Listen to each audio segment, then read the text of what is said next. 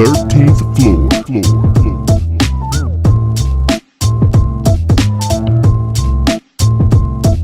The 13th floor. Happy Juneteenth, everybody, from the 13th floor, where the furniture isn't always the best, but the views are amazing. Go ahead, man. I'm going to give me a Corona out the refrigerator so you ain't by yourself, Mike. Okay. Mike D, what's happening, man? How you doing today? We know you having a good night, huh? Yeah, I'm good. What, you bought 4 Fosters in? Only one tonight. Only He's one. 16 and he's celebrating Juneteenth. But I had a little Smirnoff, got a little Jack to chase down the Fosters. So, Oh man, you got to get you a lemon drop, man. Mother-in-law was just in here raving about how great they are. Sugar on the rim, a little vodka, stolen Schlacker, wherever it is, the Russian. Stoli. Negative on the vodka. Well, I got to put sugar on the rim of my drink. So you can drink it make it taste good. Yeah, that's what it look like. Drink it like this. Nah, I'm good.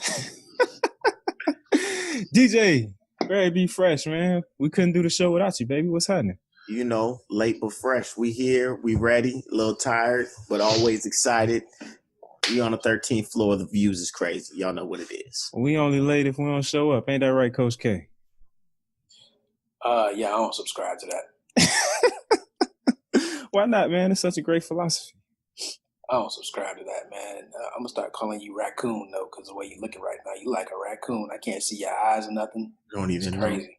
Got the Phantom of the Opera going. You hear the Uncle Even when you Ruckus open over your here, eyes man? wide, still can't see you. You the only anyway, dark-skinned, light-skinned dude on the podcast right now. What we talking about?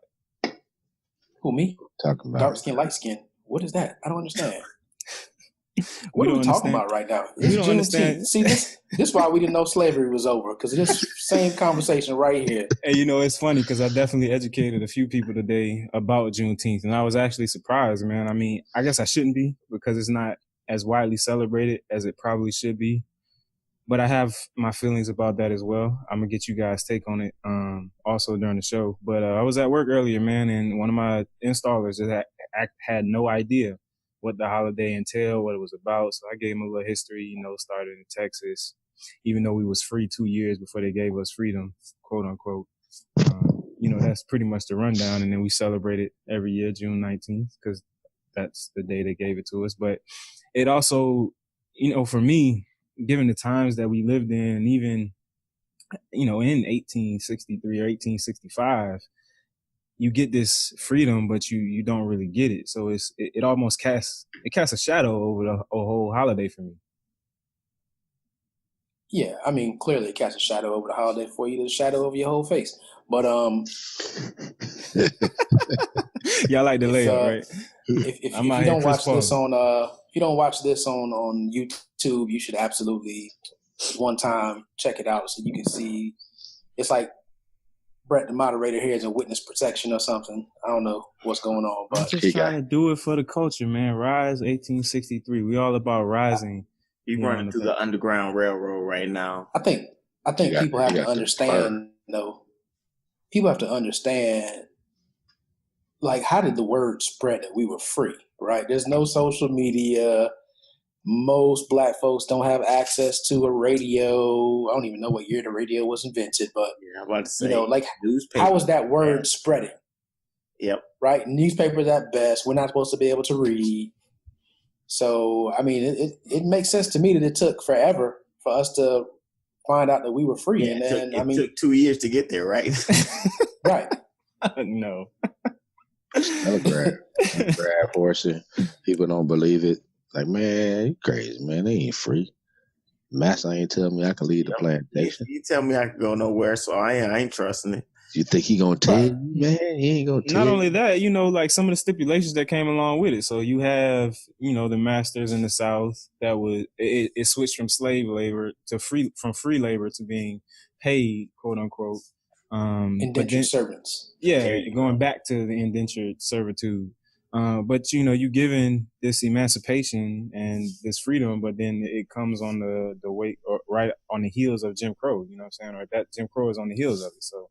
And then the other thing is you got to realize now we're talking about generations later, right? So most of these people are probably people that were born into slavery and they don't know any other way of life. Yeah, like, yep, that was their whole existence. Like, what do you, and Right. probably, and really more so, you're talking about people, not just their whole existence, like that's all them, their parents, and probably their parents had known in reality at a minimum. Yeah, absolutely. I mean, it's just like the kids today, the younger kids that when 45 got elected, they're just like, oh man, for the first time since I've been alive, there's no black president. Mm-hmm. Right? And they don't even know how to act. Like, how do I respond to that? They have no clue because they didn't know. Oh, you mean we never had a black president before? Like, I'm 8 years old. There's always been a black president. Yeah, right. What do you mean? Yeah, and it's crazy how my daughter like asked for him on occasions. Like, I wish Obama was the president. It's like, you know, to even have that feeling as a 9-year-old child, you know, it just says something. You know, like the air or whatever. Because she's not into politics. She don't know about all the craziness with the separation of children and this whole mess about the investigator general and these findings on the Russia report and stuff. She just knows that it doesn't feel right. That dude absolutely. He gonna stretch this out as long as he can. He gonna get you in the court, then he gonna hit you with I'm the president. You can't do nothing to me anyway. So he's gonna what you call it? Is it amnesty? He's gonna pardon himself. Yeah, you can't try the president at all. Period. Man, that blew my mind. I was like, wait, the president can pardon himself? Like, that is crazy. Like, that is correct. He's making an amendment to the Constitution. Don't touch the Constitution. Let that dude go ahead and be crazy for another 2 years. You start touching the Constitution, stuff gonna happen. A lot of stuff needs to be touched in the Constitution. The Constitution is gonna. It needs to be touched. It needs to be manicured, pedicured, facial. Shaking your head is only making the Fosters jiggle around a little bit more. Be careful. Be careful. Why you say that, Mike? It's not in our benefit. So if you start saying, yeah, you can touch trust me, the people that are going to change the Constitution do not have black people's best interest at heart. So if you start changing one thing, they're going to start changing everything else. And eventually, you know it, we're going to be back to 3/5 people again. Well, you know, they already don't have our interests at heart. And now that we have we're moving in the right direction, I would say, as far as our influx and political involvement within the communities on a local and national level, we should be able to have a bit more influence within the. That's the part that everybody get wrong. Like, it's what we should be and what most likely will happen don't necessarily be in our best interest. It's better to keep right, and that's my thing. I'm just like, we say things are moving in the right direction. Like, how long is that gonna take? Right. How long did it take to get to where we are? Right, 400 years. So where are we? Right. Yeah, that's why. I mean, yeah. If you think when about was America great? Where are we starting from? It's like the only thing to keep us from the actual purge of the movie is the Constitution. So once you start actually messing with that, then open it up a whole different can of worms. Because the Supreme Court is basically like, you can't touch the Constitution. Period. Once they say you can touch it, then you can touch it. It ain't like they're gonna say you can only touch this section or that section or this part or that part. You can do the whole thing. Like what old boy Sessions say, like God ordained us to do with the stuff that we doing. These guys' use of like religion to back whatever is crazy. Right. Somebody read something out of a Romans in the Bible earlier in the week to prove a point with this whole some political mess, and it's just like, yo, this is way too much for me, man. Like y'all not doing anything at this point anyway, and the propaganda machine is just running wild with all of this investigation and stuff. It's like, when we gonna actually get some policy about it? Let that dude pardon himself and go ahead and get the heck up out of here in 2 more years. I can get him up out of here in 2 more years. I don't know about that pardon himself junk though. We gotta look at that. I mean, you could look at it. You figure he can get tried for as long as he did it. Wait till he ain't president no more. Wait till he is like. I don't ever think they're gonna get to the point where they actually try him though. I think he's too insulated. Yeah, I think it's gonna be this total continuous. Finger pointing, people interpreting like stuff to which way and pray to Lord that he doesn't get reelected. It doesn't matter. When he's done, he's gonna go live in Russia. Yeah, and it's crazy. it's crazy how close I feel like we moving towards that. Like he is Vladimir Putin, and he's trying to turn, the Constitution, not the Constitution, the government into that authoritarian society. Like, oh yeah, he loves it. Talking about he wants to do the military parades and everything, and it's just like, where do you think we're at? What are you talking about? Like, nobody wants to spend $1 billion to watch some tanks drive down the street. Like, you know what that $1 billion could do? I tell you what, want to spend $1 billion on? We're gonna realize how many people are out of shape in our military real quick. The only out of shape ones I hear are in the Air Force. Ooh, is that a low blow at the Air Force? Wow, man. Hey, Air Force listeners, we love you. We support you. Don't tune out. He's got flat feet. He could have never been a soldier. We talking about me, not you, and you're not me. But moving right along, man. How was you guys' Father's Day, man? Why this man is talking about I got knock knees, man? What is? I don't know what you talking about. Did y'all hear that? I didn't hear that. Check the tape. I don't get any respect on this thing, man. I'm just gonna stop showing up. Running in them joints, just friction, baby. Sparks flying everywhere. I'm gonna go start another show. We live again. J-Days. Whatever day he wants to do it. I don't have to take this from y'all. Oh, you absolutely have to take it, man. You dish it out on a regular basis. Hey, I think I have that shirt that you have on though. Man, you like the third person. You had the third person to have this shirt that I got on. You used to have the shirt that he has on. That's funny. That's you your can shirt. Get that, Carol. You working? I have a tie that matches that shirt though. You want to send it to me? Tie. What is that? Is that You wear is that a maroon color or purple? It's maroon. It's maroon and gray, right? No, it's maroon and white. Oh, yours maroon and white? Nah, mine is maroon and gray. Sorry. You wearing a tie with that shirt? Absolutely. Yeah, you can. Solid color. Mm-hmm. Step into the 2000s.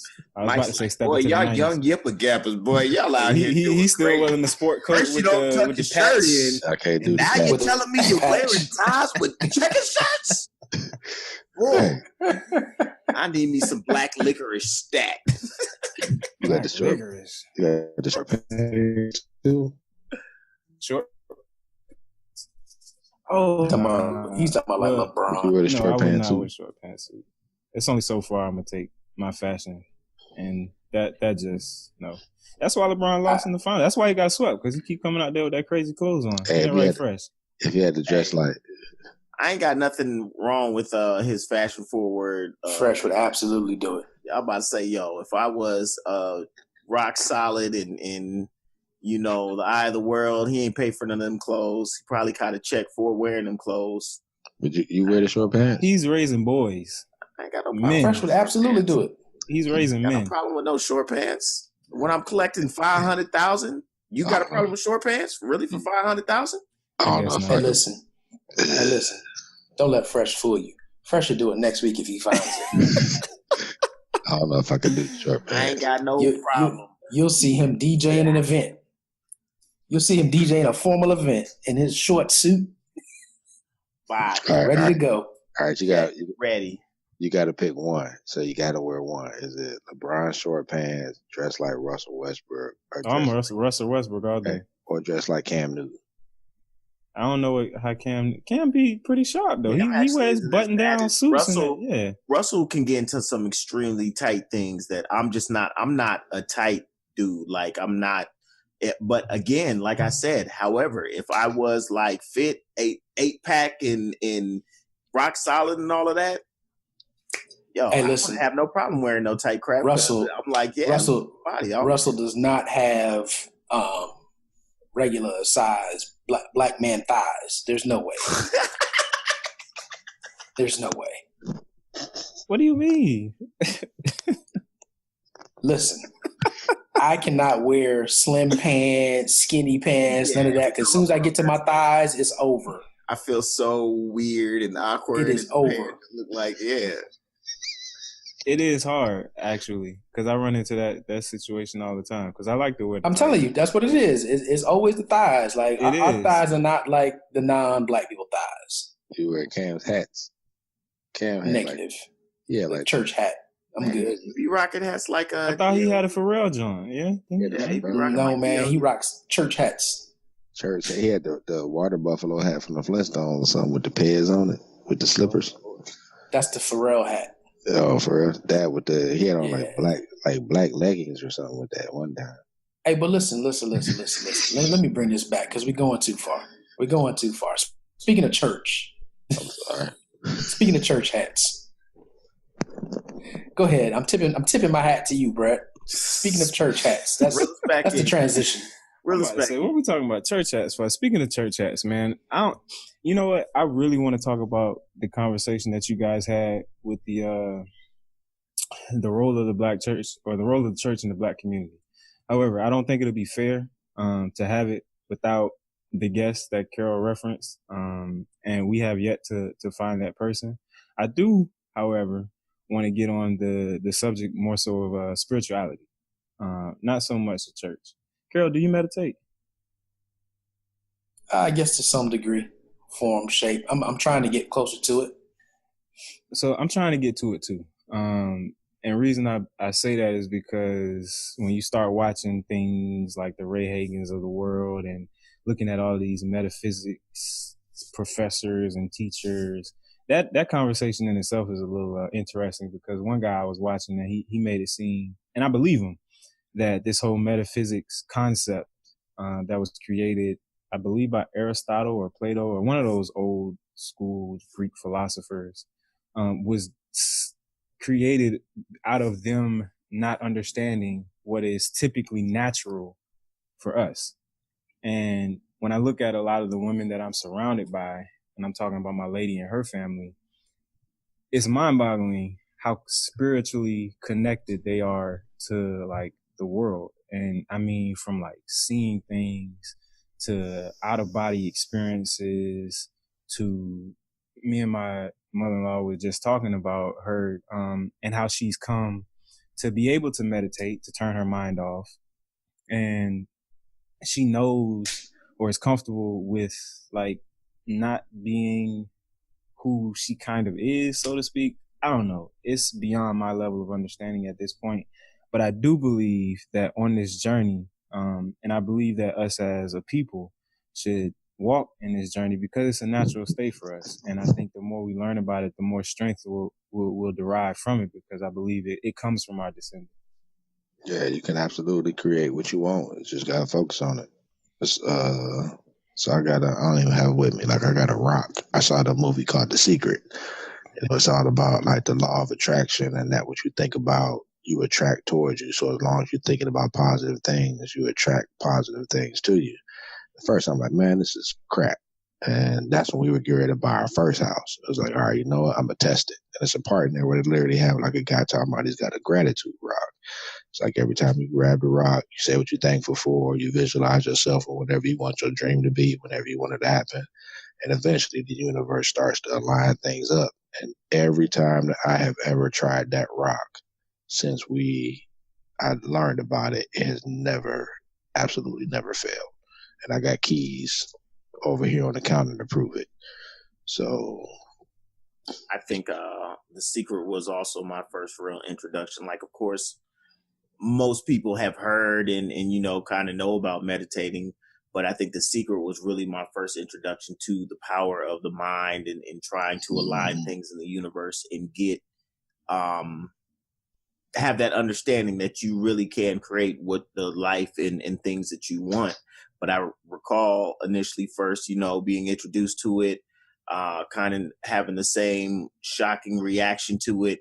But literally at the time I was, for whatever reason, my dream car was a Genesis. Like that was just what I wanted. That was my goal at that point in time, and literally made my vision board and all that other stuff. And now while it's 10 years later, I'm on I think my third Genesis that literally seeing that motion, but it's also, you know, prevalent in other parts of my life where it's that being able to have your third eye open, being able to do things like meditate and really clear your mind. People don't understand the power and freedom it brings, being able to take those moments and really clear your thoughts and have the opportunity to really feel the energy of yourself and of the earth and of, the universe.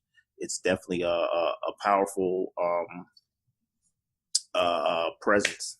Mm-hmm. Yeah, so I think the book, The Secret, was definitely probably more what people subscribe to. I remember watching that DVD and it was weird. It was like just the music they had in the background and the people speaking. You were like, yo, you people are weird. But absolutely, a lot of people reference that book. I still hear people referencing it today.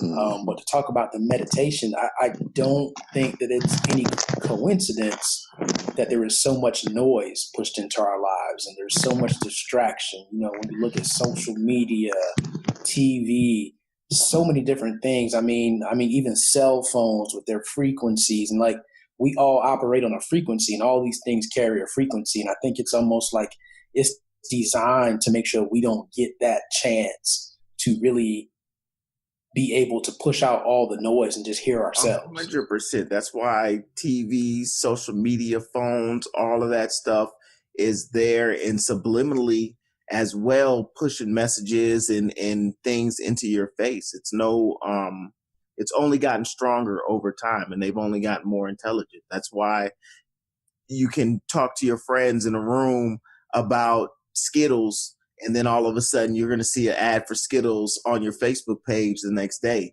That all of those things have only got more intelligent. They've always been there. That's why they were placing Yoo-Hoo in or Nestle's Quick in TV shows back in the day. And so, oh yes, I'm going to drink Nestle's Quick because it's the greatest and most delicious. All of this has been going on, and it's no secret of the power of it, right? And the ability that on a wide scale, the power that it has to be able to, sway whole societies. At the end of the day, that's what the Russians did with the election, right? Oh, absolutely. Absolutely. But, it's funny and we get into some real deep stuff now, but when people talk about the zombie apocalypse, like I was sitting there just laughing at people going out there and buying all these weapons and building bunkers and all that stuff. And I'm like, man, we're in the zombie apocalypse right now. How many people are walking around on a daily basis, just going through the motions? You get to the end of the day, so much time is gone, but like, oh my gosh, time flew by. It's because, you just aren't aware of what you're doing with every second of your life. You're just programmed and just operating. And every once in a while, you take a break from the program. It's just like, man, where did all these years go? Like, it's because you're going through life as a zombie. You don't really understand what's happening. So, there's a lot of people. It's becoming more mainstream now.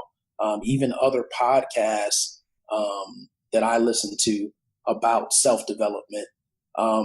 Meditation is one of the biggest things that they recommend. And they recommend that you do it, first thing in the morning before everything is going, before you turn the TV on, before you check your phone, and, spend 20 minutes with yourself just in silence, or, using there's specific meditation music and things like that you can do, or affirmations, different things that you can say to make sure that you put yourself in the right place to go through the day. I was going to say though, but I think the biggest misconception is people think that you have to get into some special space, or you have to have that music, or you have to just the act of consciously saying that you're meditating and that's what you're doing and trying to clear your head in order to take yourself in a sense to a higher plane. It doesn't matter where you people meditate for 30 seconds in, at the red light and traffic. There's all there is no defined has to be way to consider yourself working at meditation in order to help increase the time and availability that you have to do it. That's my issue with the church. I mean, it's you got to be at here on Sunday during a certain time, and the rest of that be out. So that can't be right. I remember as a kid, I used to get in trouble. Mom was like, we going to church. I'm like, well, the butterflies ain't going. God created the butterfly. I feel like I just heard episode 69 in my head all over again. Same damn line. God created the girls. They ain't going to church. If you don't get your butt up and go, I'm just saying. rain and the clouds. They But don't is go. that such a bad thing when you talk like? So I have my own thoughts about the church, but you know they have a schedule of events and things that you should practice throughout the week. So it's not really a Sunday thing unless you make it that that habit. But it's. I think my issue even with that is that it's got to be global. So the fact that that happens in America, like what about the Aborigines in Australia? Like what do they do?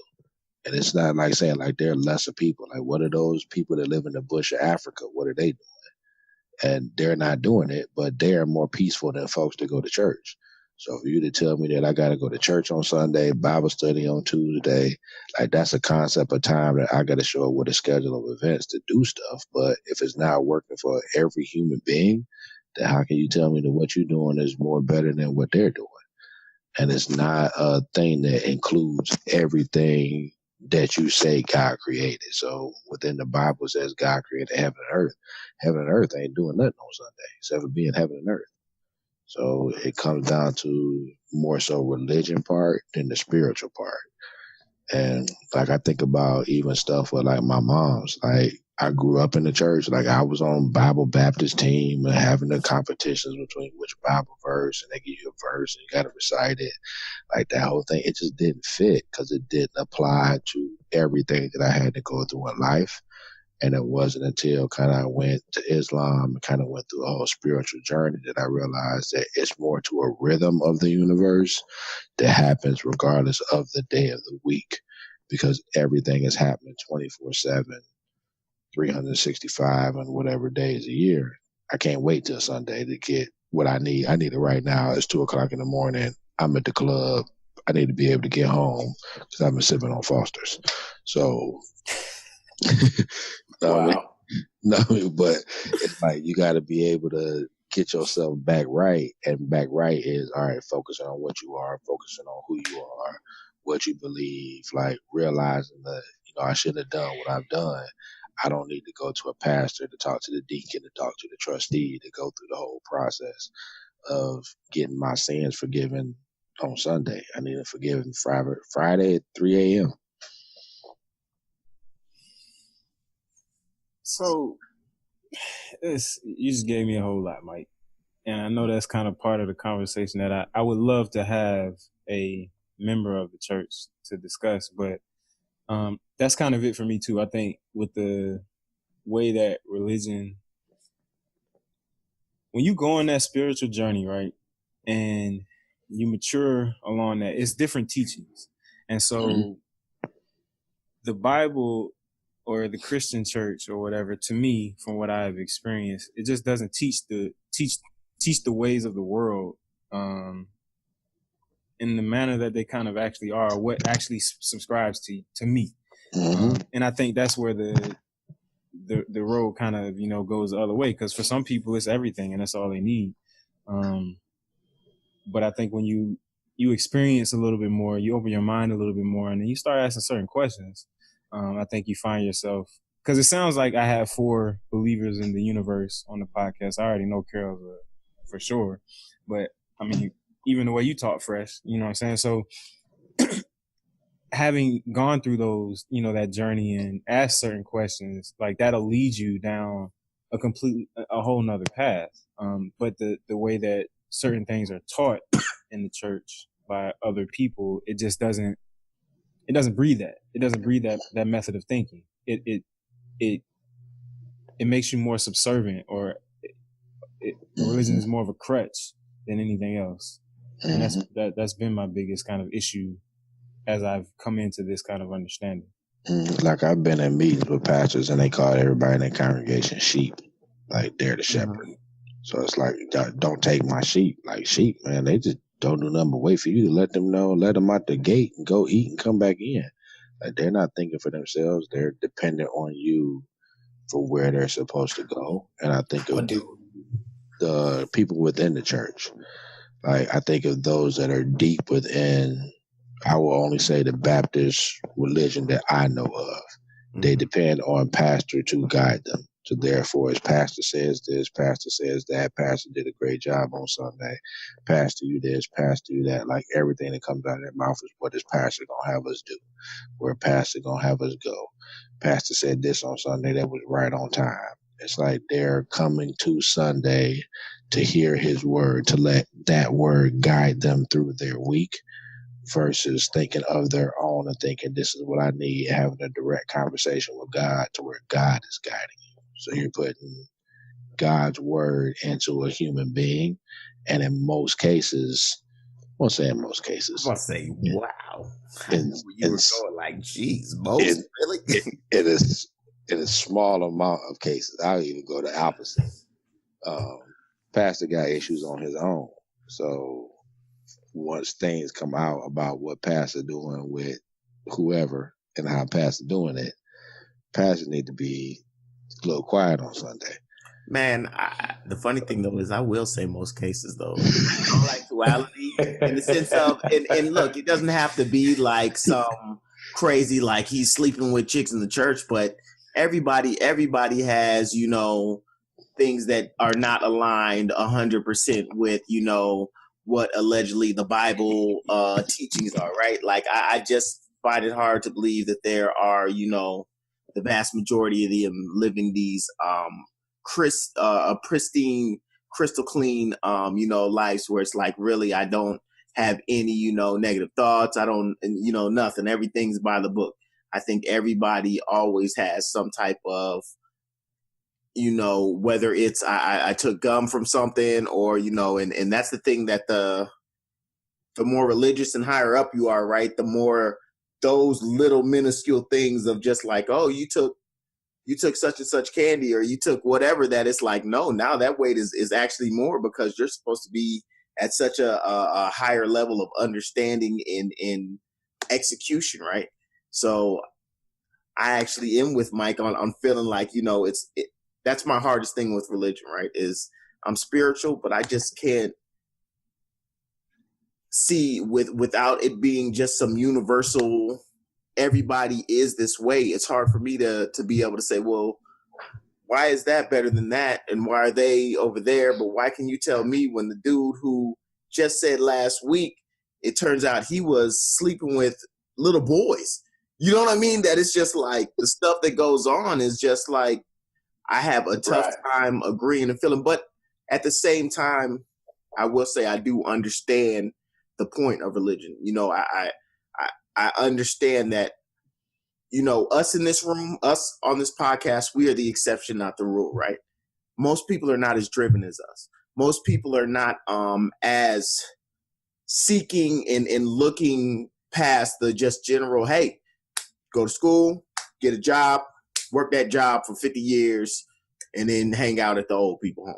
You know what I mean? Like, we are the exception and not the rule. So I understand the importance in that people do need guidance and people do need that feeling of somebody to lead them and show them that, you know, hey, everybody goes through tough times, but this is how you get through it. And, you know, you just got to buckle up and be here for the ride. You know, everybody has a tough life and this is the way to get through it. I understand the importance, but I just have a tough time prescribing to that medicine. I got a question. And look, we kind of hitting on Christianity, but there's other, look, we could get into every religion just about, right? To me, like, religion is just more divisive than anything else, and to give people something to be on different accords about fundamentally, right? But let's talk about the shepherd. So what was the job of the shepherd? Lead the sheep. To do what? Lead the sheep. But where was he leading the sheep? To slaughter. Well, before he led them to the slaughter, he was leading them to the greener pastures, pastor, right? So he was clearly benefiting from leading the sheep, right? That dude get a crib, he get a car, he get tax write-offs, he get all type of stuff. He led you to get fattened up so that he could benefit off of what was going to happen after you got fattened up, and then that was it. Yep. Killed you. Sold you off. You know what did it for me? It was the love offering. That's when I realized that, like, this is full of crap. Like, this dude came, he a guest speaker, and you want to do a love offering with him, and you passed the plate again? Like, man, I'm at the deep. I brought $5 for the offering today. I got to go into my pocket.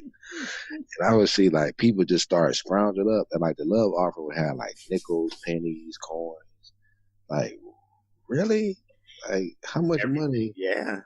Like, so look, man. And again, I don't want to say it's all, because I think there are some out there Right. that really challenge you to go see for yourself, right? And they want you to understand that, look, don't be so religious that you miss out because you just continue to do these practices over and over. I mean, look, the reason why you go and people know the scripture is because they repeat the same scriptures over and over. They don't get into these other parts of the Bible, these other parts of the Torah, these other parts of the Quran. They read the same stuff over and over. And it's almost like these are the pieces that continue the programming.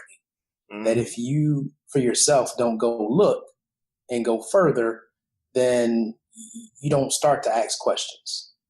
Mm-hmm. Right? And you just yeah, go ahead, man. Ask a question. I don't want you to keep subscribing to the same thing. So y'all talk a lot about the leaders from the pulpit, but where do you find or do you even find spiritual leadership in your own life right now? Just directly between me and God. That's it. I can pray to Allah every day, all day. That's about it. Like, it's the thought process that goes on in my mind, more so than me looking outward. Like, I look outward for signs to let me know if I'm on the right path by what I'm thinking, in terms of what comes out of like conversations with you guys and like feel and stuff like that, just to make sure, all right, well, is this a sign to show me that I'm on the right path?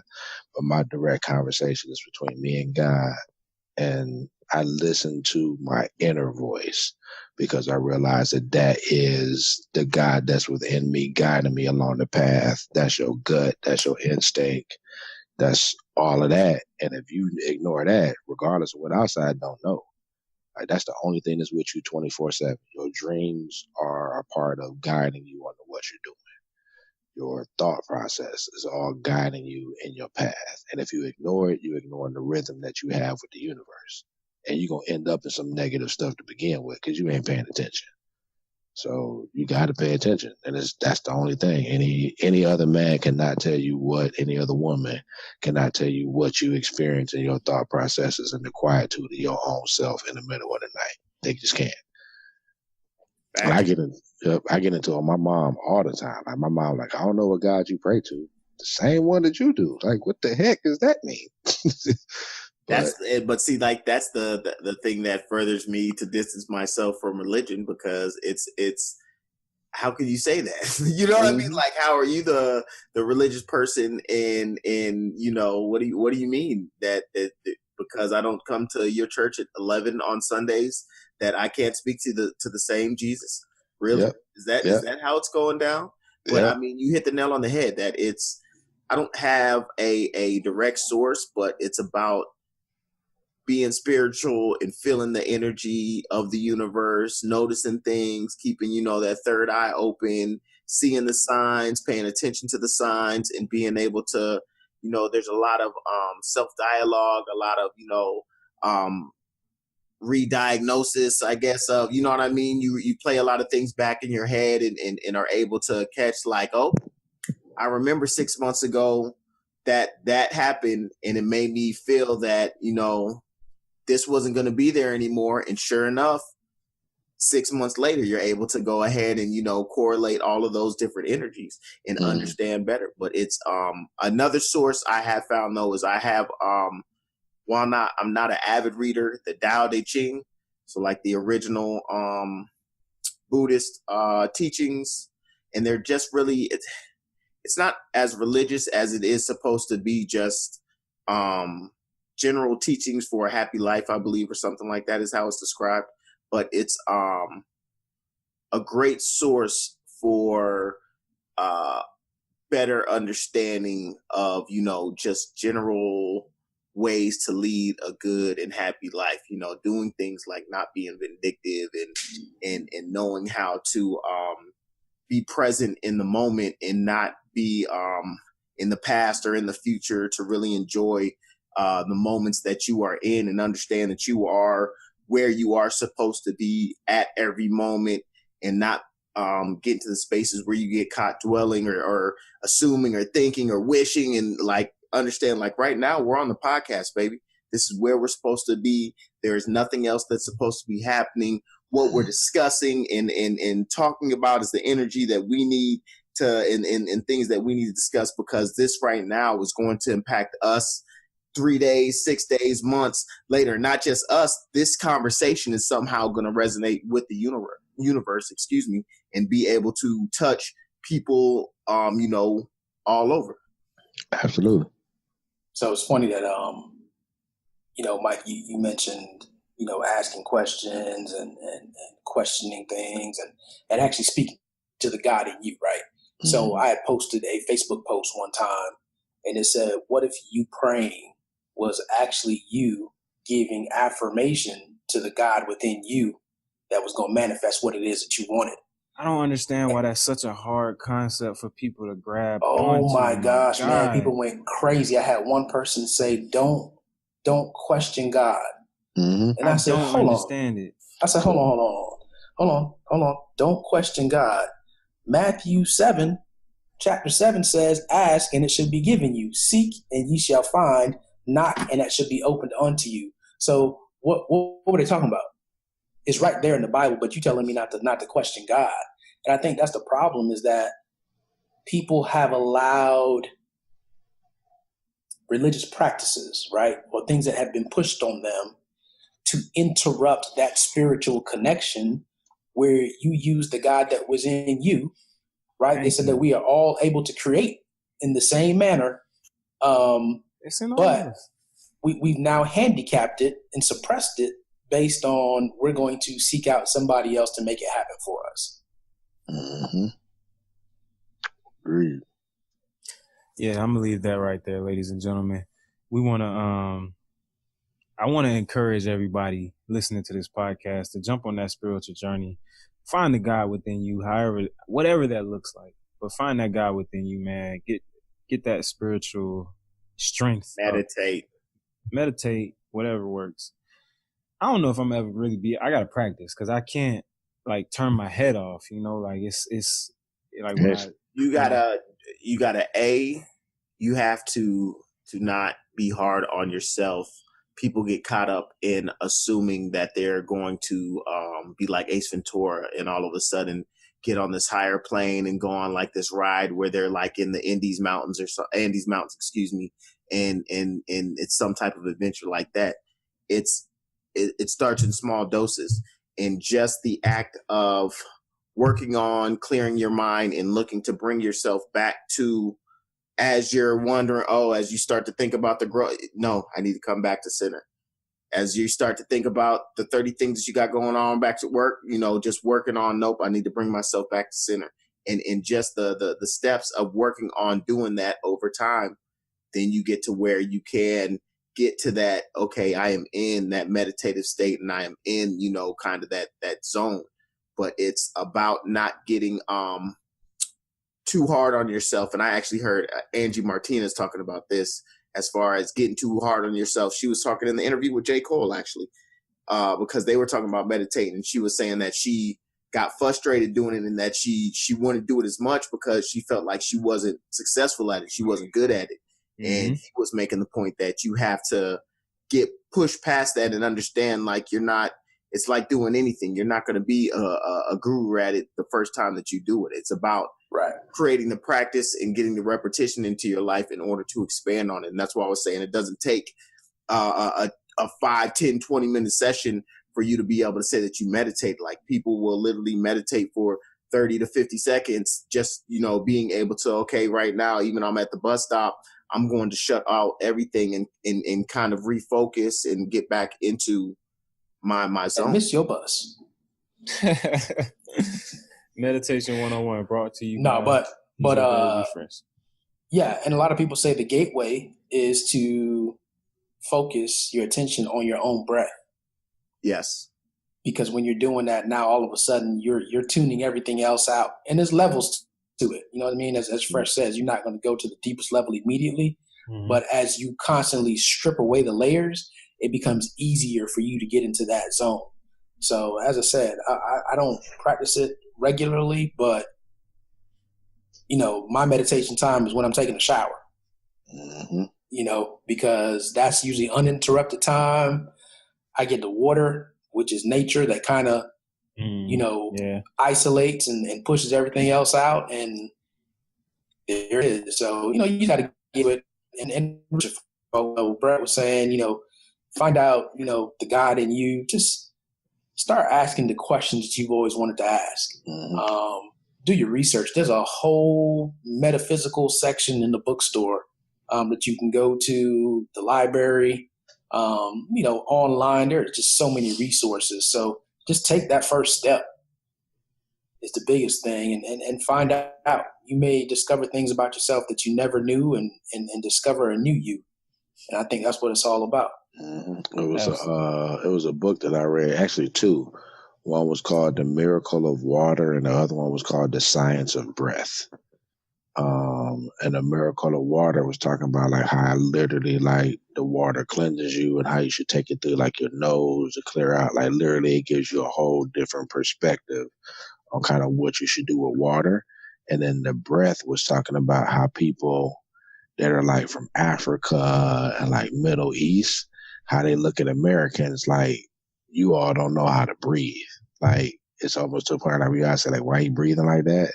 It's like because we breathe wrong and they are taught how to breathe at an early age, but we as Americans lost that. And your breath is breathing in the life energy that's in the air. And we don't think about it. We just think about it as we don't put any focus into breathing. Whereas they're saying that people that are more spiritual, like you mentioned with the meditation, like literally they give intentional thought to their breath, like monks and all of that. Like that is their power, is understanding that within air, there's a God life energy, and every breath you take is breathing in God. So appreciate it. And we just like we smoke. That's why people say you shouldn't smoke, because you're impacting the life energy that God's giving you into your body by messing up your lungs. It gets deep.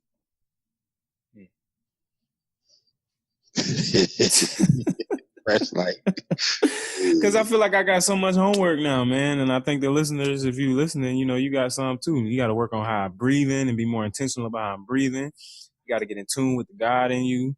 You got to start small with these meditation steps and, focusing on your inner self. And I think that's what scares some people the most, is like you got to spend time with yourself, and but that's what I feel is the addiction of religion, right? Is the fact that you don't have to look within yourself. You have this guidance. You always got this thing. Yeah, and it's like that light is what they're focused on, that there is such a large opportunity to lose yourself and allow yourself to potentially be led in false directions, right? So it's I think everybody should be grounded in self and understanding and being able to truly listen to that inner voice in order to live a wholer and more enriched life, right? Absolutely. Hey, before we head to you, Fresh, for the Fresh and Biz, got some birthday shout outs, man. Ain't your birthday coming up or already passed? Mine passed. Already passed. Yours passed already. Okay. Happy belated. Happy belated birthday to Fresh. We had Art and Nia, June 15th, Geminis. Yes. Baby girl had a crazy birthday tea party fashion show. I gotta send y'all the pictures. It was off the chain. Did you dress up? This guy? No. Really? No. Nah. They did all the dress up and makeup. You weren't dress up for your shorty, man? It's your daughter, man. You want to dress up? You see it. Grandma, happy birthday. She had a birthday a couple days ago. Yeah. So in the building. We work so hard. Absolutely. Fresh and Biz, man. What we got this week? This week, I'm going to talk to you all about search engine marketing. So as you guys know, I'm your local entrepreneur ninja. What is it? Marketing, online marketing, pay-per-click marketing, PPC.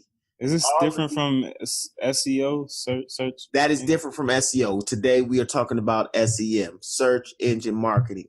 Remove what Brett just said, throw it out your head, and let's focus. Tune into me. Watch what I'm saying. I am the captain now. search engine marketing. When you go on Google and you are looking for something, right? What happens is you type in basketball place, and then you're able to see where you can, buy basketballs potentially. When you are doing that search, what's happening live on Google is an auction is taking place in real time. Businesses are actually working and paying in order to show themselves at a higher level or ranking on that page in order to be able to, potentially get your business. Now, I'm talking to you as the business owners in the Entrepreneur Ninjas. You are able to go ahead and provide yourself the opportunity to be positioned higher in Google ranking or other search engine. How? Because you would participate in something like AdWords, which is what, Brett? Search engine marketing. My man. That is exactly what I'm talking. So AdWords is search engine marketing, PPC, pay-per-click marketing. What is happening is you as a business are able to create a list of keywords that you think are the most targeted keywords that you think a potential client or customer might use to search on Google or somewhere else in order to find your business and be able to have their issue solved. So my suggestion is to go ahead and take a good look into search engine marketing. You can reach out to us here at the 13th floor. We do provide that service, but whether you get it through us or someone else, depending on your business, I think it's a great thing to look into. Check us out. Search engine marketing, all here, live and direct from your local Entrepreneur Ninja. Be fresh. We out. We more than DJ. There it is. Mike D. Yes, sir. You had the opportunity to check out that new Beyonce? Who? That Beyonce, what? You ain't get that Beyonce? You ain't listen to that Beyonce? It come out on CD or album? No, man. They come out on CD. Is that on Laserdisc? It's got to be you got on the CD. concert on Laserdisc? If it ain't on CD, vinyl, or 8-track, I can't help you. You don't know man, nothing. You got a fancy new iPhone, man. You can get you some. I don't have no iPhone. His iPhone got an 8-track player. I don't. What happened to your iPhone, man? I thought you got upgraded. Dez upgraded you or something like that. No, I got the LG. They got wiped out when I got to Ohio. I can't do iPhone. iPhone costs too much. They don't sell that out. He got that LOG, that last OG. Hey, man, if you haven't already, go get it. Hey, hit me up with the pager. Sold in, so I will call you back for the payphone. Let me get the joint with the rotary dial. It's looking dope. Ladies and gentlemen, if you've enjoyed what you listened to, man, make sure that you continue to subscribe, stay connected with us at 13th Floor, please, on all your social media, on all your social media platforms. Get the videos on YouTube, Facebook, and subscribe to the podcast on iTunes, Google Play, SoundCloud, everywhere. We got to get this thing on Pandora, man. Pandora, how long till y'all get podcasts? 13th Floor. Let's go. Hey, man, can we get it on Tidal? Enough of us have subscription. Tidal. I've looked into that. Yeah. We can talk about that offline. Oh. Stay tuned. Tidal's coming. Coach K. Talk to Beyonce. She can make it happen. Yeah, she could. I'm going to send her a message. Coach K, what you got for the people, baby? What I have for the people. So we started off talking about Juneteenth and not getting the word or knowing that we were free. And there were so many of you out there right now that because you won't diversify where you get your information from, you too don't know that you are free. You subscribe to the same practices, the same thoughts, the same type of people, and you're just caught in this one mode of living. And that's just not life. Life was meant to be diverse. Just like you want to diversify your financial portfolio, you should diversify your life portfolio. And that means that you should ask the questions that need to be asked and that you should inquire about that higher life, that higher purpose that you want to live. And go out there and do it. Don't let anybody tell you that you can't. Don't feel that you have to be confined within these rules. Go out there, do your own research, come to your own conclusions, and choose to live your own life. Believe that. There it is, ladies and gentlemen. Thank you all for listening with us here on the 13th Floor. Well, the furniture isn't always the best, but the views are amazing. We got a higher. The 13th floor.